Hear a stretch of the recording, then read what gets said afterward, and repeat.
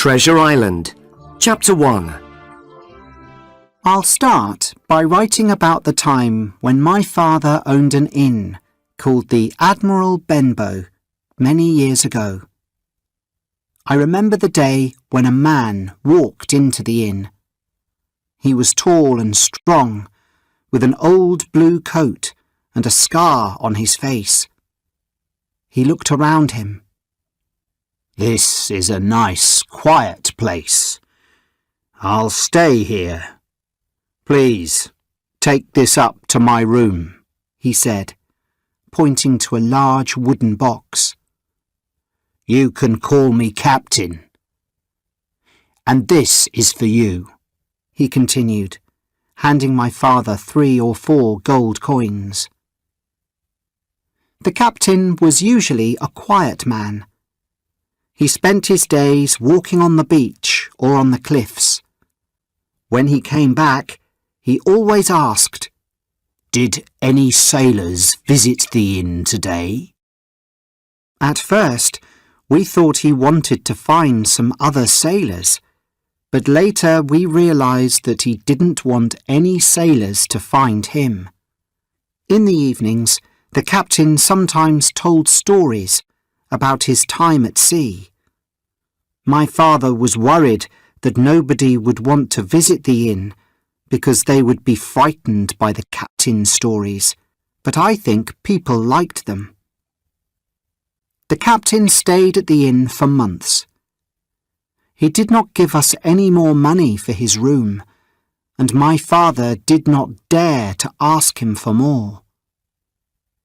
One morning, the captain went for a walk along the beach. I was helping my mother to make breakfast when another man walked into the inn. He was thin and pale, with 3 fingers on his left hand. He sat down and asked, "Is this table here for my friend Bill?" I told him that I did not know Bill, and said that the table was for the captain. "Well, my friend Bill might say that he's the captain," he said. "He has a scar on his face and likes to tell a story. Is that him?" "Yes," I said. "He's gone for a walk." "Which way did he walk?" he asked. I pointed towards the beach. The man stood up and waited by the door for the captain to return. When the captain saw the man, he looked pale and ill. "Black dog," the captain said. "That's right," he replied. "I found my friend Bill. We've had a lot of adventures since I lost these fingers." I left them to talk. Then suddenly there were loud shouts, and both men stood up and ran outside. The captain had a sword, and then I saw Black Dog running away with blood on his arm. The man continued running until we could not see him.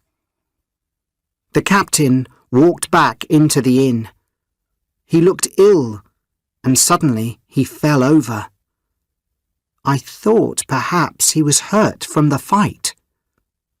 At that moment, the doctor arrived to see my father, who was sick. "Help us, Dr. Livesey. The captain is hurt," said my mother. The doctor looked at him and said, "He is not hurt, but he is very ill.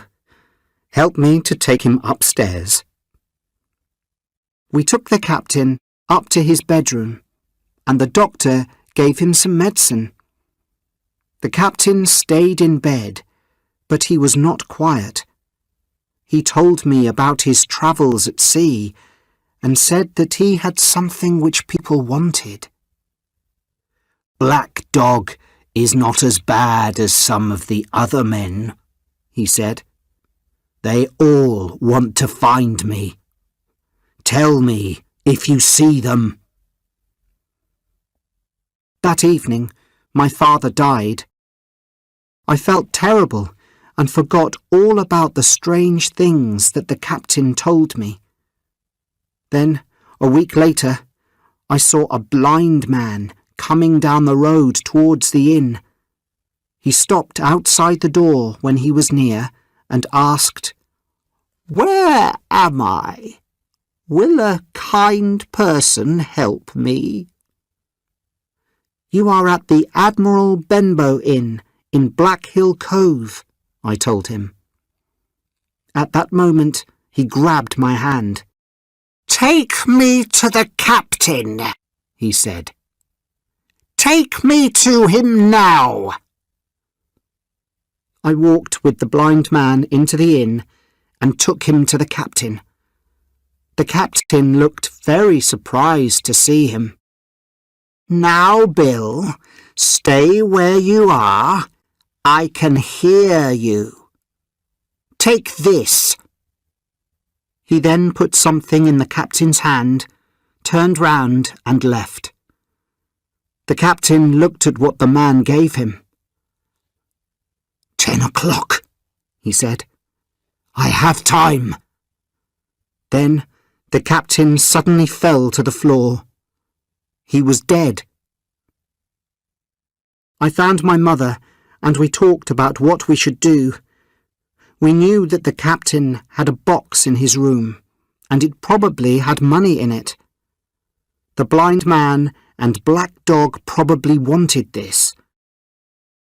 I thought about taking the box to Dr. Livesey, but I did not want to leave my mother. We knew that we were in danger. We decided to go to the nearest village and ask our neighbours for help guarding the inn. However, none of the people in the village wanted to help us. They did not come back with us. But one man went to tell Dr. Livesey.